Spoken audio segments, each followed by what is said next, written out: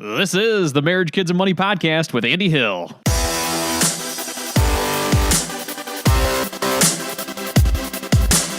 This show is dedicated to helping you strengthen your family tree and live financially free. Thanks for being here today.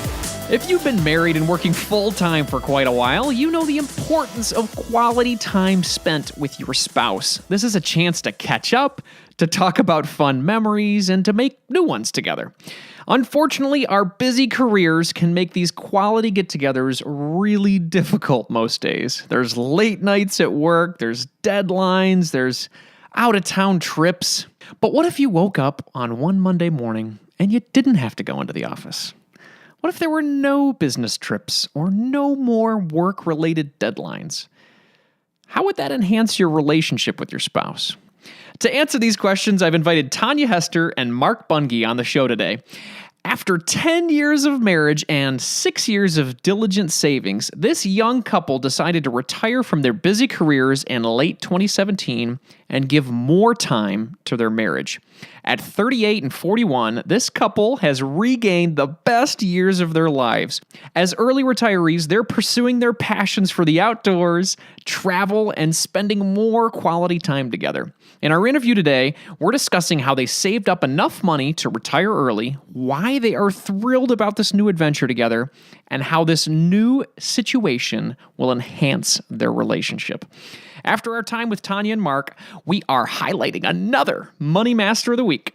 But first up, let's get inspired by early retirees Tanja Hester and Mark Bunge. Tanja and Mark, thank you so much for being here. How's it going tonight?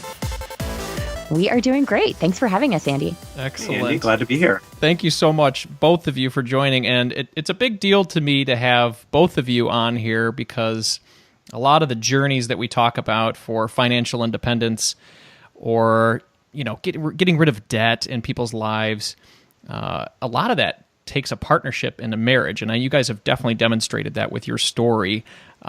Tanja, would you mind telling us just a little bit about yourselves and what you guys are all about at Our Next Life? Yeah, absolutely. So we are a couple, as you already know, who are married. We have our 10-year anniversary coming up this year, actually. Awesome. And yeah. Thanks for the reminder. Yeah. Write that one down, Mark. I learned just today that is the tin anniversary, so we will take cheap metal goods, apparently. That works for the frugal couple. Yeah, exactly. But we just retired. I'm 38. Mark is 41. We started working toward that about 6 years ago, but really 4 years in earnest. And it's pretty crazy how quickly it all fell into place and happened. Before we retired just a couple weeks ago, we had long careers as political and social cause consultants in really firms based out of DC, and we've been telecommuting to them for the last several years from California. So now we live in Tahoe, and we are really excited to spend a lot more time skiing and hiking and climbing and all of the good mountain stuff that we moved here for. And yeah, it's a brave new world. So I feel like right now we have a lot that's open-ended more than the opposite. Excellent. That's great. I'm so happy for you guys. 38 and 41, you have your whole lives ahead of you to do all those things that you're so excited about doing. That's great. So, Mark, let me ask you, retirement. You hear that word a lot, early retirement. What does retirement actually mean to you? Gosh, we're 5 days into it. Planning it for 6 years. Tanja's been writing about it for the last 3 on Our Next Life, and yet somehow I feel a little bit stumped when you ask that.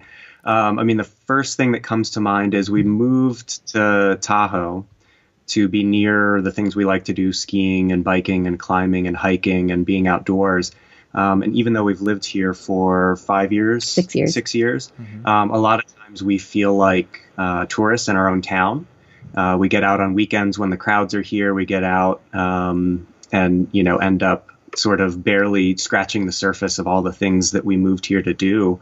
And so for me, the first thing is to really live the life we moved here to do, but work always got in the way, travel and long hours and stuff. So there's a long list of that. I think that could, for me, it's a very active retirement, but that's a lot what it looks like for the foreseeable future.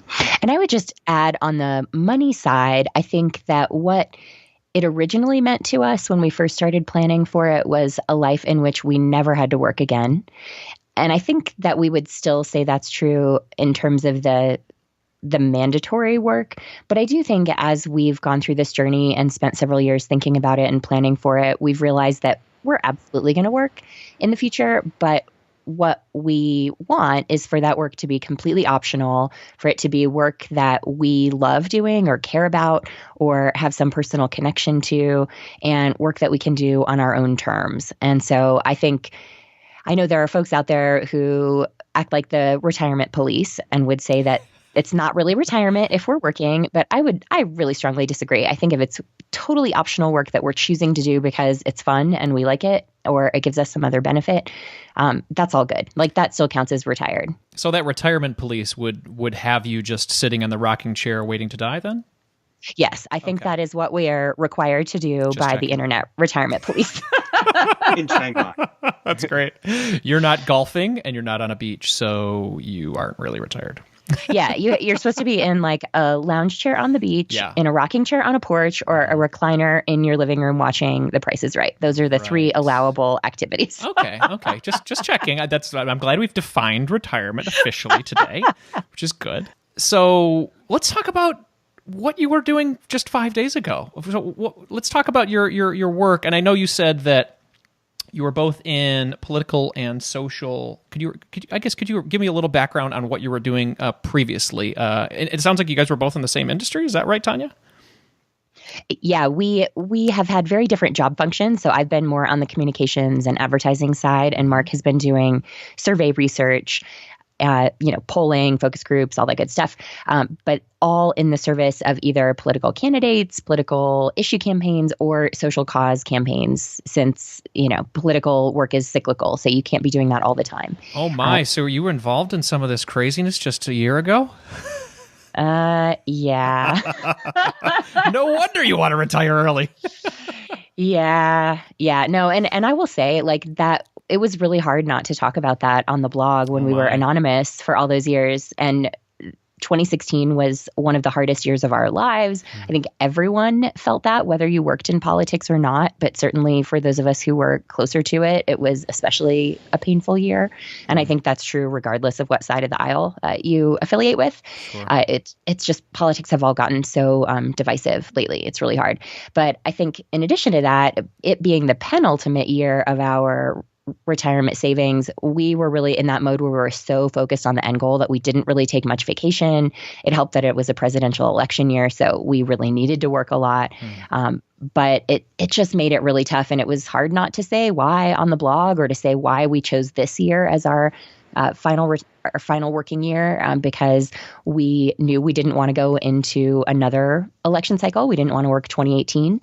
So that all played into our timing. And it's nice to finally now be able to say why all of that was. And Mark, I mean, it sounds like this industry you guys are in, the work that you were doing, pretty stressful. So, I mean, how do you feel today with not having to deal with that as 2018 approaches? I think that the decompression is slow and I wouldn't say gradual. It's more sort of up and down. There are days when I wake up feeling retired. Really? Already? I went for a mountain bike ride today and did a conference call, though, from a switchback, and then rode home and felt great. And other days when I feel like I need to be checking my phone, even though there's nothing there for me, or checking email. So it definitely, 5 days isn't enough after 19 to 20 years of pretty long hours and being plugged in, always reachable, always expected to be reachable.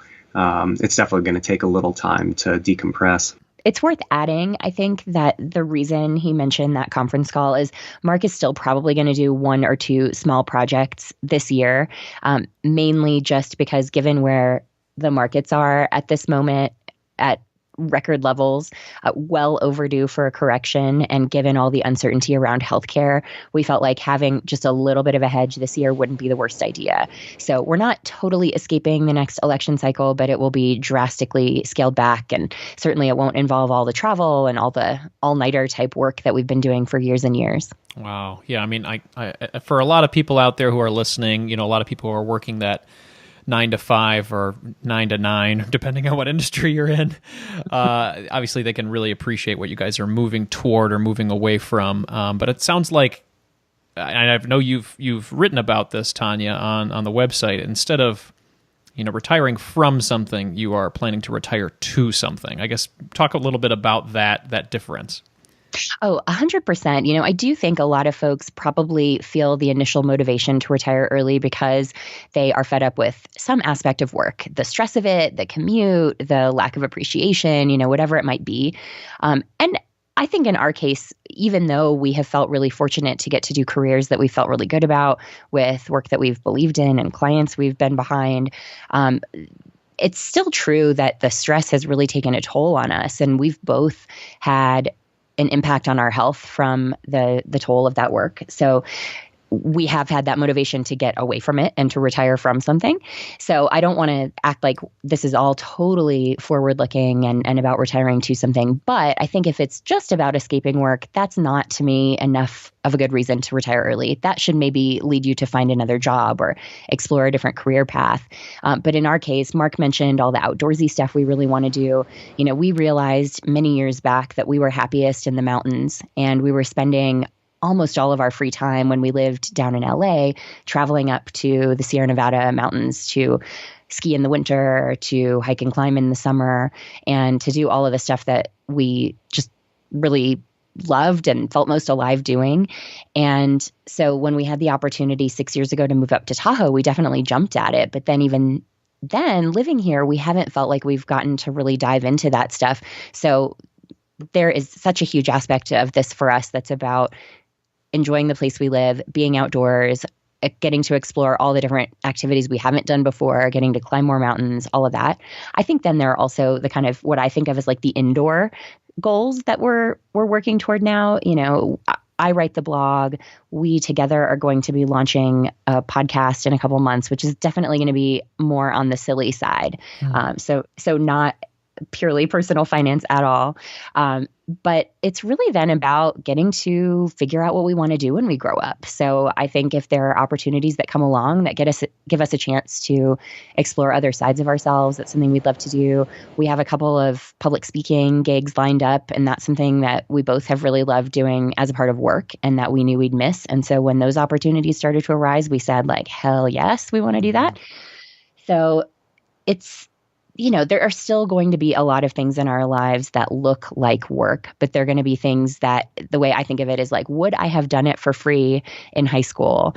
And if the answer then was yes, then it's totally fair game. If it's stuff that you would have to pay me a lot of money to do at any point in life, then we'll pass on that stuff. That's a great barometer. I like that a lot. What would I have done in high school for free? That's cool. You mentioned health in your statement there. I understand part of your motivation was around health. Is that true? Yeah, my dad has a disability that I have the same genes for. And so at this point, I'm probably old enough to feel pretty certain that I'm not going to get his particular manifestation of it. But I do have some physical I don't want to say limitations, that sounds too strong, but I am very injury prone as a result of some connective tissue issues. And I know that I'm not always going to be able to be super, super active to the level that I'd like.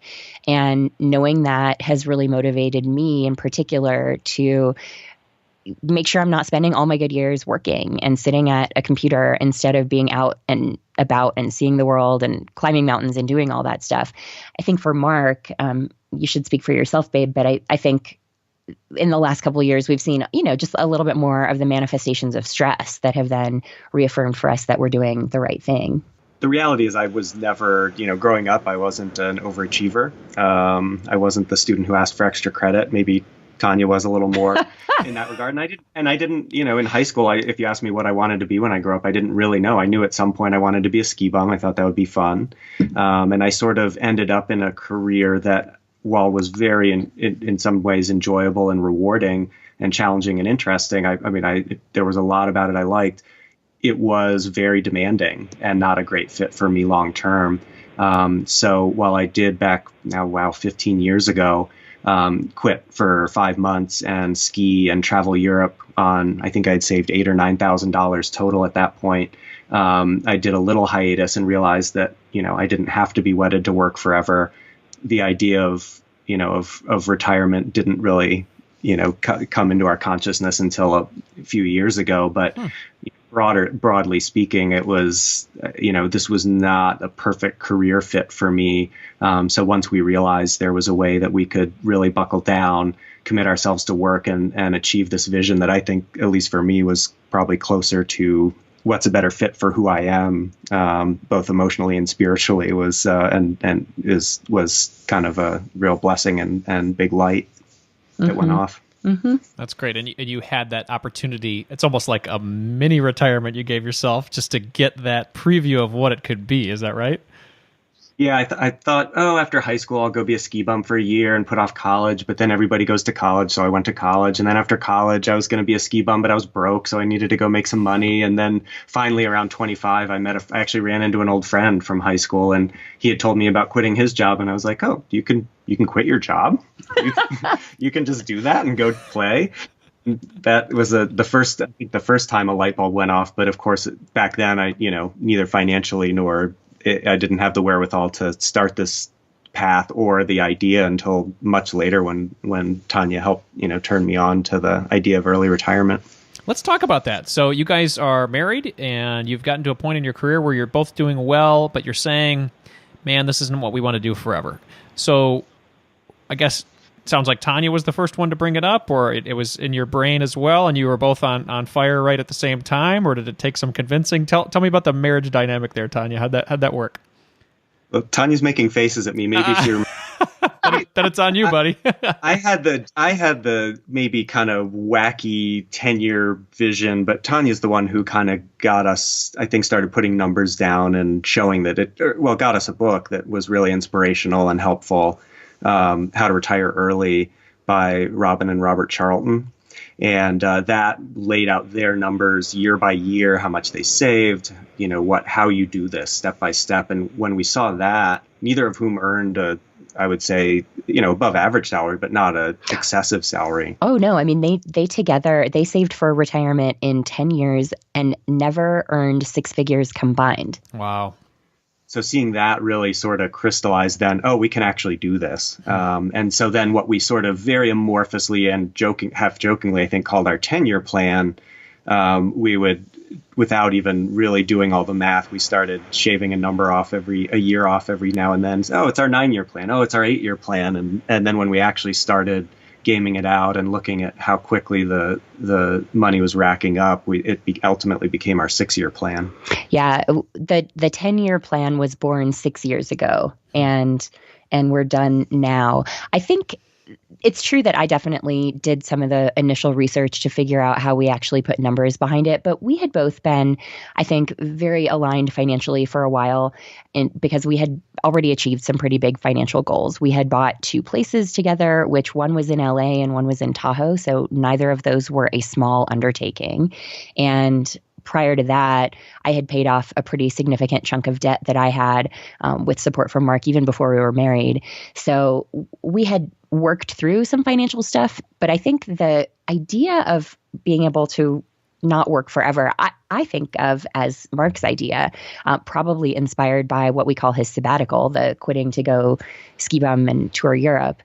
And I was sort of that same mind, like, really? You can just quit your job? You don't have to work forever, and you aren't trapped in that. And we both definitely knew from very early on in our relationship that neither of us got our biggest joy from work, that we'd much rather be doing other things. And so then once we realized that it was possible, it was a very easy sell. Neither of us had to convince the other. And I get lots of letters from readers who say, like, how do I talk my wife into this? Or how do I, get my husband to follow the plan? I'm like, I have no idea, because we never did that. We both were like, we could do this. Yes, we're doing this. Well, let's talk about that plan then. You said you guys read this great book that inspired you. How does somebody retire early? How did you do that? That is a great question. I mean, fundamentally, I think the concept could not be simpler. It's really about trying to create as big a distance between what you earn and what you spend as possible, and then saving that difference. There are a lot of different models for how to do it. Some people do it by building up a real estate empire. I say empire kind of jokingly. If you have a couple of rental properties, often that provides enough passive income through rent to cover all your expenses, and then you can actually retire pretty quickly. In our case, we have a rental property, but that was more incidental. We've focused on the pretty vanilla mainstream version of early retirement, which is investing in index funds. So those we will be selling shares of to live off of in what we call phase one. I think the thing that we did that was a bit different from some other folks is because we didn't stumble on the idea of early retirement until we were already well into our 30s. And we had pretty sizable 401k balances already built up, especially Mark, because he got a very good early start on that. We decided that we wanted to actually leave that money alone instead of using that to fund our early retirement. And so we've focused the last several years on really paying off the house and investing in index funds so that we would have what we call our phase one taxable accounts to live off of for the first approximately 18 and a half years of our early retirement until Mark turns 59 and a half and we can tap the 401ks without penalty. So a lot of folks are doing different forms of Roth conversions or the 72T rule or all these different, complex tax things to get at some of that retirement money early. Our plan is not to do that. Our plan is to leave it alone and live on this separate pool and live a little bit leaner in our younger years when we're a little bit more resilient. And then hopefully when we're a little older, we can be just a tiny bit more baller and be comfortable and have a, slightly stepped up standard of living in our older years. Couple questions there then. So if you were building up the 401k at that point when you said, hey, we're going to do early retirement, did you stop contributing to the 401k and doing what you were doing and go straight into taxable brokerage? Or what was your path there? No, not at all. We still, wanted and needed to get our 401ks built up. And obviously the tax advantages of that, even, for an early retiree, if you're going to ladder it and access it sooner, still would have come out ahead. But what we had, because we had saved up to buy our first condo together and then to buy what we initially intended to be our second home and is now our retirement home in Tahoe, that had been all of our, extra money beyond retirement savings had really gone to saving and purchasing those homes. Once we had done that, then the big challenge was putting money into post-tax accounts and getting that, what Tanya calls the phase one retirement account padded, but it wasn't at the expense of 401k. I mean, I think just in terms of nuts and bolts, then this is not a secret to most fire people, but the two biggest things was one, recognizing that lifestyle inflation had sort of had impacted us. And, we were probably early mid 30s at that point, and recognizing that we could live happily on the same amount we had earned 5 years earlier. That was enough to cover our expenses and enough to have fun with. But then there was sort of mindless spending that just when there was money in your checking, you spend it. And so recognizing that and kind of ratcheting down what we spent and the way we did that, which we've never been good budgeters at all in terms of saying this is our line item for food and this is our line item for going out. But what we noticed was lifestyle inflation happens because if it's in your checking account, you spend it. And you don't pay attention. You just sort of do that subconsciously. Or maybe not you, but at least we. we would spend that money. I think that's fair. But so we tried the reverse, which is if you just, hide it, pay yourself in advance or hide it from yourself. We didn't have to do a budget that we would, to ratchet down our spending. We just invested it. And then also sort of subconsciously, the rest of the things fell into place because if the money's not there, you're not going to spend it. And I'll just add one quick thing, Andy, to your question about the 401k. I think we don't share our numbers, but we've tried to be pretty transparent on the blog that we definitely have earned a well above average income. And so we know that being able to max out our 401ks plus save taxable plus pay off the house is not something that's going to be accessible for a lot of folks. I think if we did not have the means to do all three of those, we we might have downsized a little bit what we were saving in the 401k to prioritize the taxable. But we were just super, super lucky, especially, not having kids and having bought our house really at the bottom of the recession so that it was as affordable as it could possibly be in Tahoe. We just were lucky to have the means to do all those things. Well, you're lucky enough, but you're also successful enough to have done that. So congratulations on kicking so much butt in your career that you both got to a point where you were making such great money. So yes, you were lucky, but you also worked very hard to get there. So there's, I just wanted to make that point. Obviously, I mean, a lot of people, I've seen that a lot in comments. It's like, well, that's nice because they make good money. If you're not making good money, there's lots of great ways to find out how to make great money. Do you not agree? Oh, totally agree. I think, we are very cognizant of the opportunities that we've had in life that we know not everyone has had. And we both have been so supported by family and have had safety nets along the way. I think about in particular my upbringing, my dad being disabled and on a fixed income. If it wasn't for a lot of social safety nets, I wouldn't have even probably gotten through high school and certainly wouldn't have had the ability to work hard enough to get my college paid for, which happened. So those are opportunities that we're grateful for, but absolutely, we've worked our asses off, yeah, if I may say that. And we've totally devoted ourselves to our careers for, in my case, 16 years, in Mark's case, almost 20, and, have been the people who were willing to do everything. And I mean, just my last year of travel, I had over 60 hotel nights for work. So, we've earned that money. We know we have, but, we see both sides of the coin for sure. And then when we did get promotions, we still tried to keep that set point of spending at what it was before. And so, immediately ratchet up our investing rather than ratcheting up our spending. I think we each got maybe 1 or 2 promotions over the course of our retirement planning. Yeah, in the last stages, but we had already done a decent job before, when we were saving for our homes, of trying to bank raises and bank bonuses. So we were in a pretty good habit with that. I think we probably spent the least amount possible of any senior vice president and partner of consulting firms that people have met. Just because, as Mark said, we pretty much have just continued to live on what we were earning maybe 10 years ago. Hey everyone, this episode is sponsored by Student Loan Hero. If you have some high interest loans that are dragging down your early retirement plans, refinancing or consolidating your debt can help a ton. This is where Student Loan Hero comes in.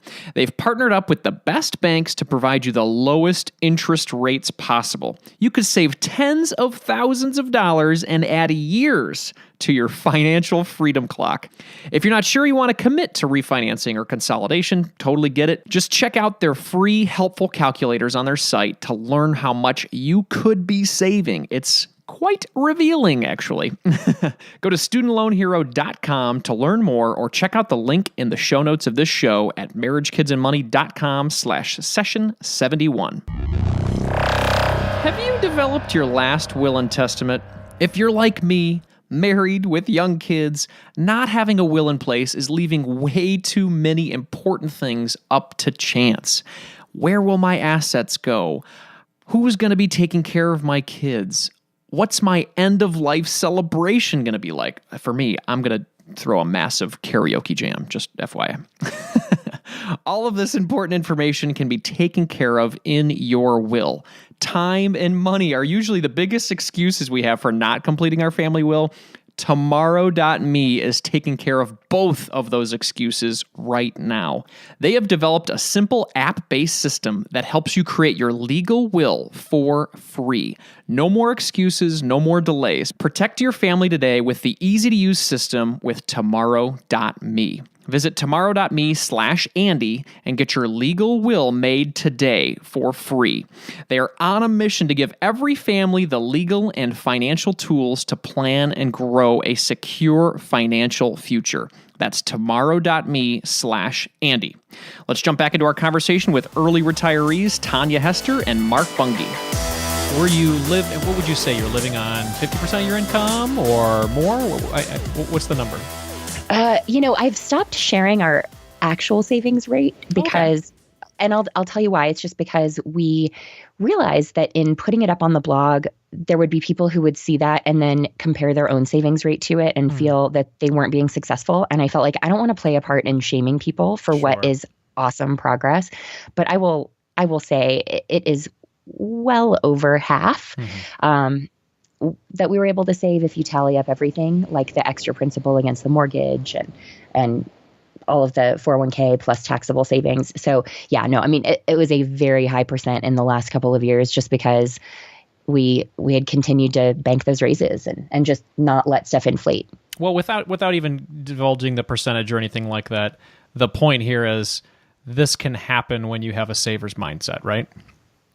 Totally. I wrote a post earlier, actually now that it's 2018, it's not earlier this year anymore. I wrote a post last year that really did some of the math on this. If you can, I call it lifestyle stagnation. I think that sounds really boring. You could also just call it, lifestyle levelness or something like that.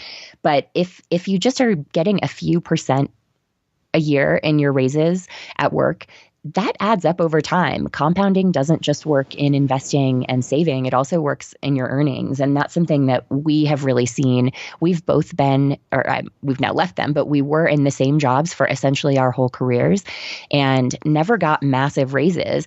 But, you just keep getting these consistent raises over time and that stuff adds up. And if you can keep banking that stuff, then all of a sudden what you're saving is a huge percent. So as Mark said, we were all about automation. I don't even feel like we are savers, even though we've obviously saved a lot because we weren't each month having to say, okay, let's move money into savings.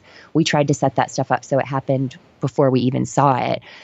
But each year when we knew what our new paychecks would be, we'd go in and adjust all the automatic investments that would happen. We'd have part of our paycheck split off by HR, so it went straight into savings. So it was really for us about taking the decision out, and instead of having to make that decision a couple of times a month or every time we might spend money, we made that decision once a year when we got new paycheck amounts. That's great. That's excellent.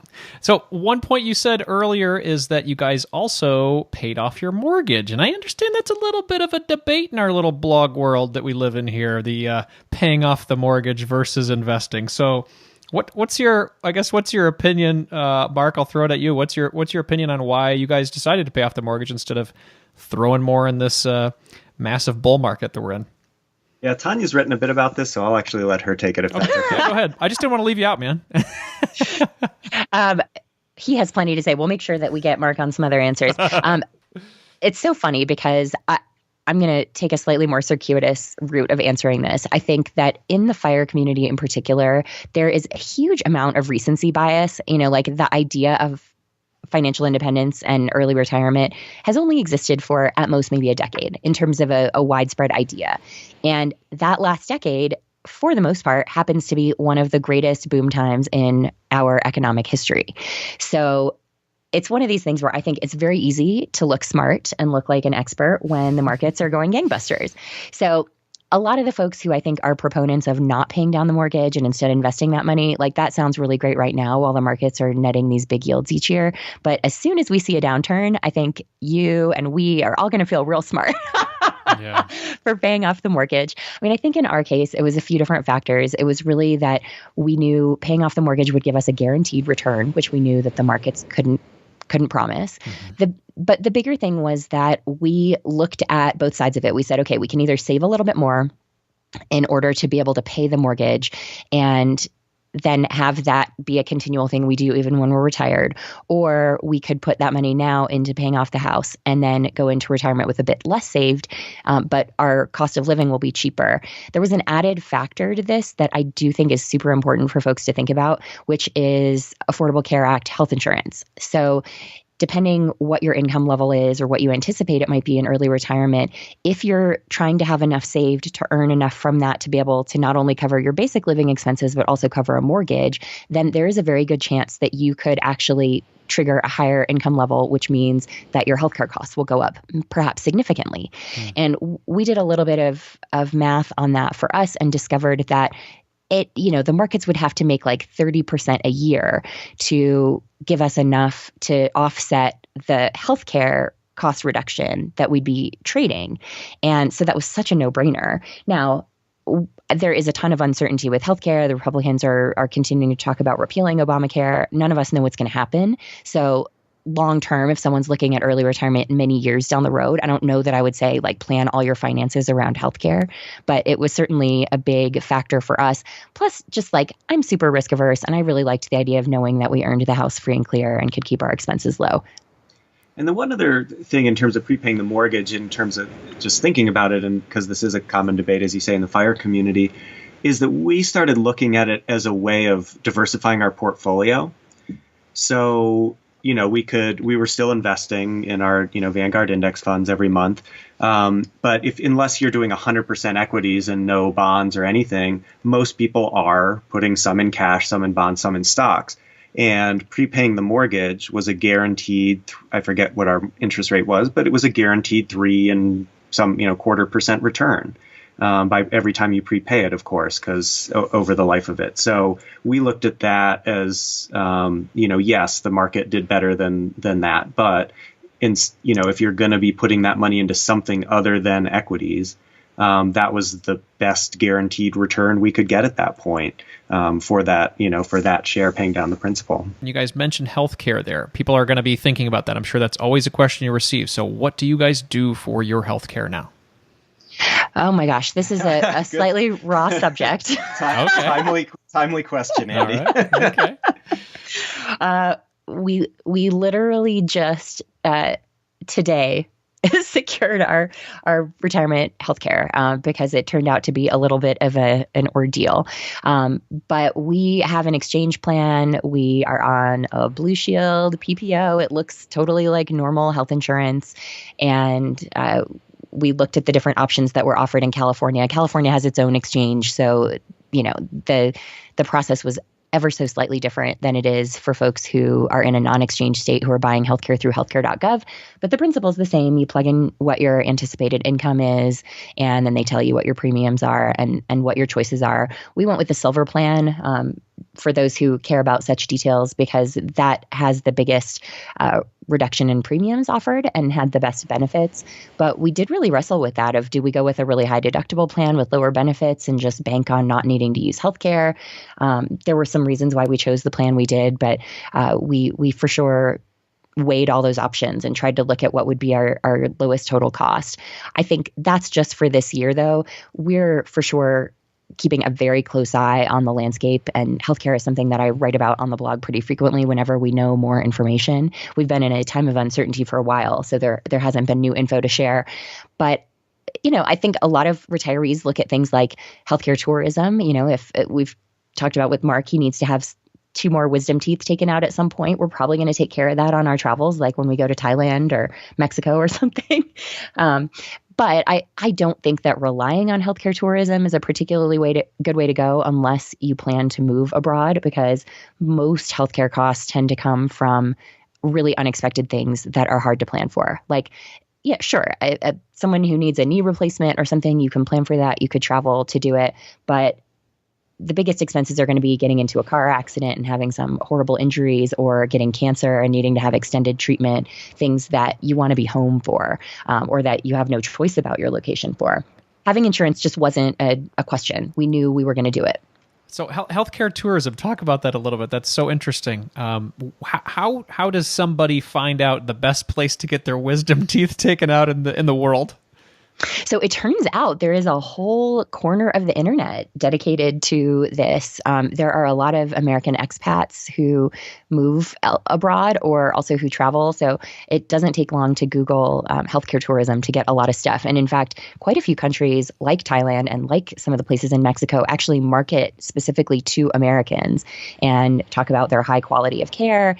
And there are lots of folks who can attest to that. And so again, it's something we hope not to rely on. I think dental care is probably one thing we might especially look at it for, just given that there's no cheap dental insurance option after you leave traditional employment. So, and those are easier to schedule, like getting a cleaning and a checkup when we're on a trip is really not a hard thing to do. That's incredible. Wow. You're right. I mean, you just go into these little holes in the internet and you keep digging and digging and digging, and you find these communities that exist. The FIRE community, the expat dental care community.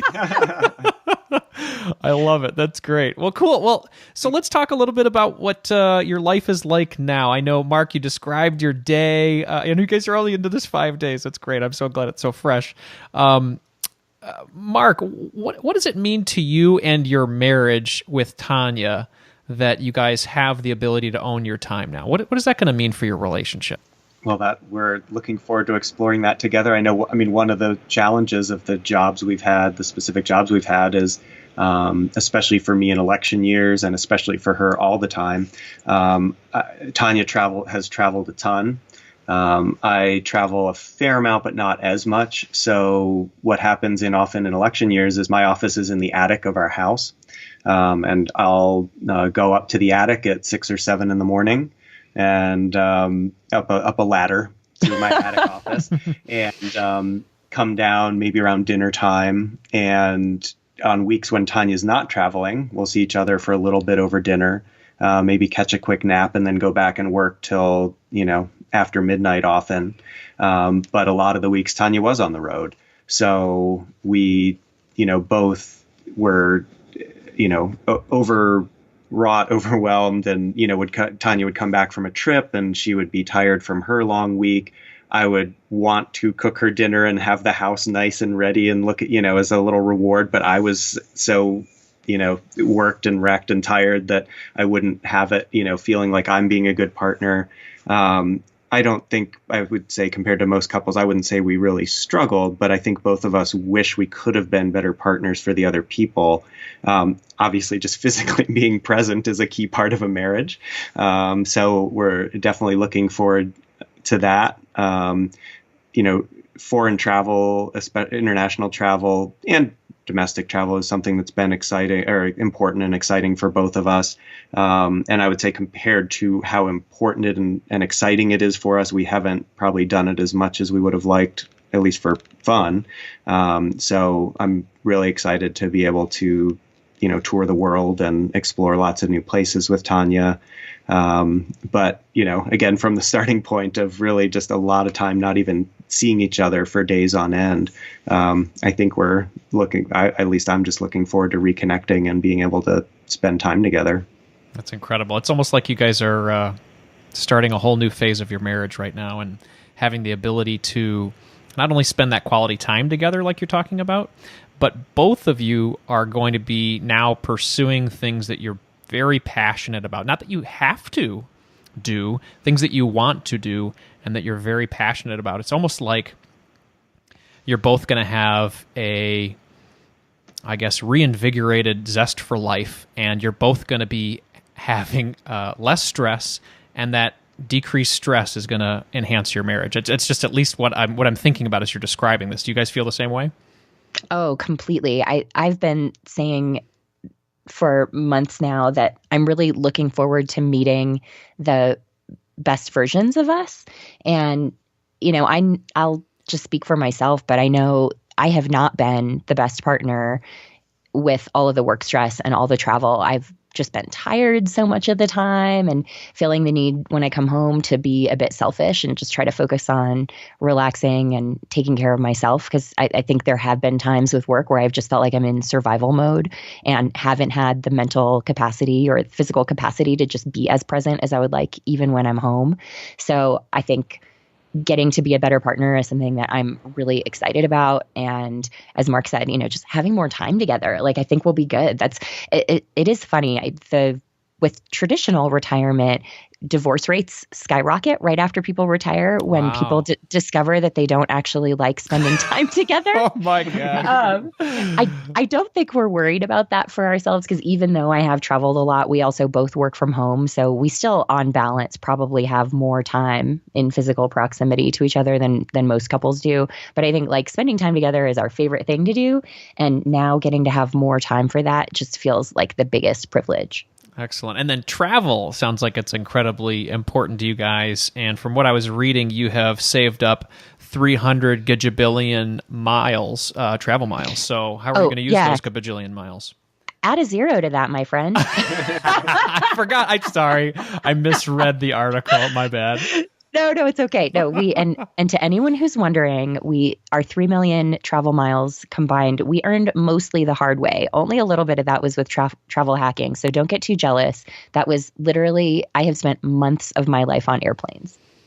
Wow. So where's the first destination? What's exciting you guys about utilizing those miles, or just even your hard-earned dollars? Where are you guys going that's gonna make you feel really excited? We're 5 days away from flying to Taiwan. We're going to spend 2 weeks there traveling around the island, and really looking forward to that. And we have a trip to New York, possibly Germany then after that, later in the spring. We've got, the chance to balance, to use cash in some of these miles that Tanya's worked so hard to earn. And also, through the blog, Tanya's met people all over the world who've talked about wanting to meet up in various countries. So we have lots and lots of travel ideas. Eventually, I think we want to get an RV or a trailer of some sort, camper van type thing, and visit all the national parks in the U.S. and Canada, and even do an extended Central and South America trip, possibly road tripping all the way to the tip of South America, spending our summer, their winter in the Andes, either in Chile or Argentina, to ski down there, do what's called an endless winter, where we would ski here and then follow the winter down there. So we have probably more ideas than we have time and money to actually bring to fruition, but no shortage of inspiration. Well, that's what it's all about, man. That's great. And you guys, you have the opportunity to travel. You're going to have the opportunity to spend more time together in your marriage and pursue some things you're really passionate about. Very cool. You guys had mentioned I'm going to repeat it here, How to Retire Early by Robert Charlton. Is that right? That's right. It's a self-published book on Amazon. Excellent. So that was one of the books that really influenced you on this journey. Is that correct? Yeah, that's right. He breaks down their savings by year and just goes into a lot more granular detail than we'd seen in any other resource. So that was a super helpful one for us. Excellent. Well, I'll put that one in the show notes. I always like to try to leave a book that inspired some of these very successful people that I've been able to talk to, like yourselves. Thank you so much for spending the time with me tonight. I do have a total hypothetical question. This isn't anybody that you know or that I know. Let's just say you're 35 and you're married, you got 2 little kids, and you're completely debt-free, no consumer debt, no mortgage, and you're maxing out your tax advantage accounts. Where should you put your money in 2018 if you want to retire in 5 to 10 years? This is totally hypothetical. It's not anybody that you know that you're talking to right now. Totally hypothetical. Yeah, no, and it's funny because I feel like that was us like a few years ago. I mean, not quite at the mortgage-free point at that moment, but yeah, no. Mark, do you want to take it? Yeah, definitely Bitcoin. Totally. He's kidding. Thank you. I've been wanting to dump all my money in Bitcoin. Actually, by the time this airs, it'll probably be $25,000 a coin at the No, seriously, we're all joking. Don't do that. Yeah, that's a tough question with its timing. What we finally came around to was just getting very formulaic and I think bland in our investing. We've always done a mix of Vanguard equity index funds, the S&P funds, and the total market funds, some international funds, because of their low cost and just not trying to pick winners and losers, and then also bonds and some personal loans that generate some income. But so what we just decided, here's our ratio and we're going to stick to that. And also for a long time paying down our mortgage, right now it's, I know nobody should try and time the market. It's really hard to not tell people to time the market. Yeah, we're at 9-year stretch, right? Yeah, and we crossed 25,000 today with the Dow. God. So, yeah, no, it's bonkers at the moment. I mean, we do definitely believe in not timing the market generally, but I think that principle has been tested lately by where it is. I mean, honestly, whoever this guy is that we're talking about, this hypothetical situation, thinking about maybe real estate might make more sense at this point just because of the volatility of where it could go. But again, who knows? Who knows, right? You don't know. No, and that's what I was going to say is I think that you could make a very strong case right now for really just trying to sink as much into cash as possible and keeping that money liquid so that when this inevitable recession or correction does come, you're in a position, not you, the hypothetical person. Yeah, that guy, whoever that is. Yeah. Would be in a position to get some deals. I think in almost every place right now, real estate is inflated, and I wouldn't be looking to buy right now. But putting yourself in a position where you can buy when things contract a little bit would certainly be a good way to go. I think that's something that we talk about, that we wish we had maybe picked up another rental during the last recession. We feel like we waited too long, and now we're kind of pot committed to this approach and not necessarily interested in being professional landlords either. But if you have the stomach for that, I think that that's a great way to go. Yeah, I wouldn't be too hard on yourselves. You guys are doing great. Sorry, Mark, go ahead. And real estate cycles are often longer than market cycles. So you could certainly yes, at least in our area, it's pretty high. In California, things are pretty high, but there's no reason to think it won't keep going for a while. Yeah. And the thing about real estate investing, of course, or any real estate purchase, as long as you can afford the mortgage, it sort of doesn't matter if values go, and you don't have to sell. It kind of doesn't matter if values go down. If your rent is covering, if you buy an investment property and your rent is covering your mortgage, and you can ride it out, it doesn't matter if you buy at the wrong time of the cycle. It's not fun. It hurts. It hurts your soul when you see that happen. But as long as it's positive cash flow or neutral cash flow, you're still doing okay. Yeah, I think though the piece of real estate investing that I wish more people would talk about that we sort of knew but hadn't really thought through, because we do have the one rental, is that just because the rent amount covers the mortgage doesn't necessarily mean that it's cash flow neutral while you're in payoff mode. We did not factor in income tax on the rent and what's calculated as income. You get a ton of write-offs when you have a rental property. You get the depreciation, you get to write off all the expenses. So it is those are good things from a tax perspective. But when we've been working and we've been in this high tax bracket, we have definitely taken a hit. So what looked like a good rental property investment for us has been, it'll still end up being a good investment long term, but it hasn't necessarily been a positive in the short term. In our case, we did it for family reasons. We bought the rental to rent to a relative who was in need. And so we still feel really good about that. We would do the same thing over again in a heartbeat. But I think if we were looking at it purely from a financial perspective, we would look at it a bit differently. Well, also probably do a 30-year mortgage instead of a 15, which we did. Yeah. For almost any real estate investor would tell us we were being stupid with that. Oh, I think, one or two people have said we weren't totally crazy, but you have, we're not paying off the rental property mortgage quickly, even though we're very anti-debt and we're excited to pay off the mortgage on the house. It's just a very different calculation for a investment property. Sure, you guys are calculating that as almost as a separate business from what you're doing currently. Mm-hmm. Absolutely. Cool. Well, for those people outside of that specific situation, let's leave them with one action that they can take today to start moving toward that path of early retirement. This can be just something that they could make a change in their lives today. I know it's a long process to do this, what you guys did, very successful in doing it, but what's one thing that somebody could do today to start heading down this path? I would say, and I'm sure plenty of people have used this phrase before, define your enough. Figure out what's an amount of money that you need to earn to be secure and happy. And then if you're not at that point, do everything you can to get your income up to and above that point. If you've already exceeded that, do your best to ratchet down your spending to that and just freeze it there. And then every time you get a raise, every time you get a bonus, anytime you come into any other amount of money, save it, invest it, and just, try and keep, anchor your happiness around that lifestyle rather than always finding ways to spend every little extra dollar you get. Yeah. And I think I'd probably say something that's kind of the flip side of the same idea, which is get really granular with your spending and figure out what of the money you're spending actually adds value to your life and what doesn't. it's very easy to think that all spending adds value. Like I love a Starbucks soy latte as much as any person on the planet and have recently discovered their nitro iced coffee. It's like truly a spectacular thing. But I would not say that if I was buying that every day, that would be adding real value to my life.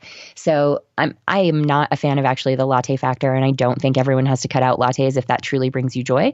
But if it doesn't, if it's just a thing you buy because that's what people do, those are easy things to chop. So I think starting to look at just the little things like the cable TV, if you still have that, if you're not a cord cutter yet, like how happy does that make you really compared to what the alternative would be, which is using Hulu and Netflix? Things like clothes. Do you need to buy new clothes, or could they come from the thrift store, or could you just buy less overall?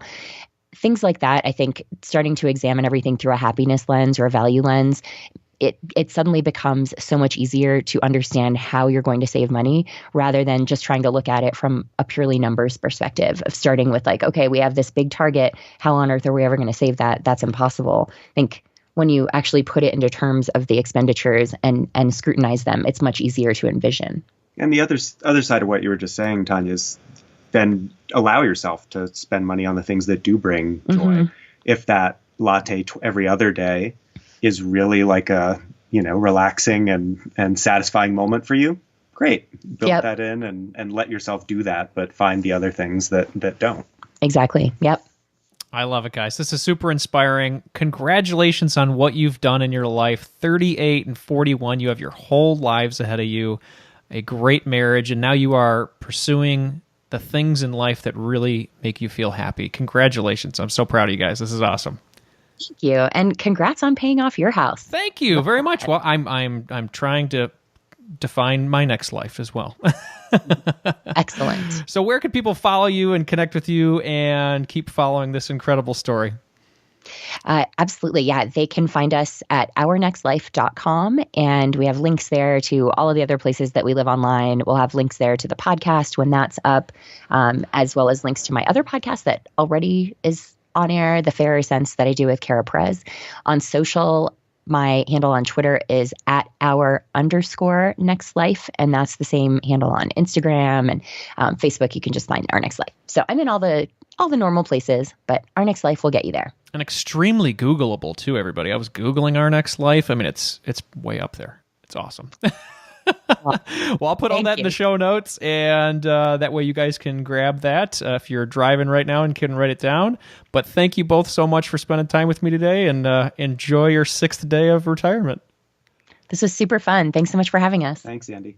Talk about an inspirational couple. Tanja and Mark have taken control and are now living the lives they've always wanted.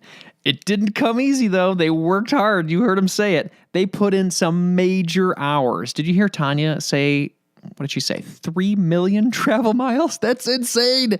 I'm sure it felt insane at the time when she was traveling for work, but now it's insanely awesome because they could use all those miles for fun. Anyway, I had 3 takeaways that I wanted to review with you all. These were some epiphanies that happened, for me at least, on how you can simplify this early retirement mystery. Number 1, recognize mindless spending. Mark said that they used to spend whatever they had in their checking account. If there was money in there, it was going to be spent. There was a moment in the beginning of their 6-year journey that they said, we need to be more intentional. We need to be intentional about our spending if we want to do something incredible. So that first step for them was recognizing the mindless spending. Number 2, avoid the lifestyle inflation. When they got raises, when they got promotions, things like that, they didn't change their lifestyle. They kept their eye on the prize and kept moving forward. That's where a lot of us falter in this game of building wealth and building financial freedom for ourselves. Even outside of the early retirement side of things, you can crush your goals for regular retirement if you avoid the lifestyle inflation trap. Number 3, automate your investing. Tanja and Mark took advantage of index fund investing and added easy automation to the process. When the income came in, it went directly into their investments. They didn't even give themselves the opportunity to spend it. Based on this, automation was huge for them to get where they are today. So to recap, my early retirement takeaways were number 1, recognize mindless spending. Number 2, avoid lifestyle inflation. And number 3, automate your investing. Even if early retirement isn't your thing, like we just said, these takeaways can be applied for paying off debt, big savings goals, or just, like I said earlier, regular retirement. Your diligence, discipline, and consistency will pay off in the long run, my friends. Now it's time to announce the Money Master of the Week. Jane from New York called in with a big debt-crushing win that she just completed last year. Take it away, Jane. Hey, this is Jane, and I blog at Cash Fasting. I paid off $35,000 of student debt in 3 years. There are 3 reasons that I was able to do this. First, and kind of most importantly, I lived at home for over a year when I started working back in 2014. This was when I was living in DC and not having to pay rent for half of groceries, car associated costs, saved me a ton of money. So thanks to mom and dad for the help there. Second, I try to automate my finances as much as possible. So each payday would roll around, I would make sure that a huge chunk was going to my debt, but I also had money going towards savings account and to retirement because I wanted to make sure I was building my net worth while paying off debt. That was really important to me. And finally, when my earnings potential started to increase, I made sure that a lot of that went towards my debt instead of going into lifestyle creep. So promotion, new jobs, even smaller windfalls like birthday gifts and tax refunds all went into debt when I was still paying them off. And that really shaved off months from my debt repayment period. Here on out, I'm setting my sights on larger goals like real estate investing. I live in New York City now, and real estate is hugely expensive, but I'm trying to do the math and save up to a point where I can kind of dive in on a small project. Follow along my blog if you'd like to hear more. Thanks. There's a common theme on this show today. Avoid the lifestyle creep and use automation to win. Like Tanya and Mark, Jane did not allow herself to spend the new money that came into her life. The salary increases, the tax refunds, it all went to her debt. She was on a mission to crush these student loans from her life. And now she's moving on to real estate investing. I have no doubt that she'll crush her goals there too. As you heard from Jane, you can follow her on her path toward early financial independence at cash-fasting.com. That's cash-fasting.com. Jane, congratulations for being our Money Master of the Week. Do you have a recent financial victory that you want to share on the show? Please contact me at andy@marriagekidsandmoney.com or leave me a voicemail like Jane did at marriagekidsandmoney.com/voicemail. You'll find all the links and resources for today's show at marriagekidsandmoney.com/session71. A huge thanks to all of you for helping me hit my goal of 80 iTunes reviews this month. 80. I really appreciate it. Thank you so much. The show continues to grow with that type of support. If you have a friend that would enjoy the messages we're sharing on this show, please tell them about this podcast. Who knows? You may just improve their marriage, their relationship with their kids, and help them build their family's wealth. At least that's what I'm shooting for here today. In the spirit of growth and inspiration, I'm going to end the show with a quote today from Pablo Picasso. Our goals can only be reached through a vehicle of a plan, in which we must fervently believe and upon which we must vigorously act. There is no other route to success. Here's to putting that plan into action, my friends. Carpe diem.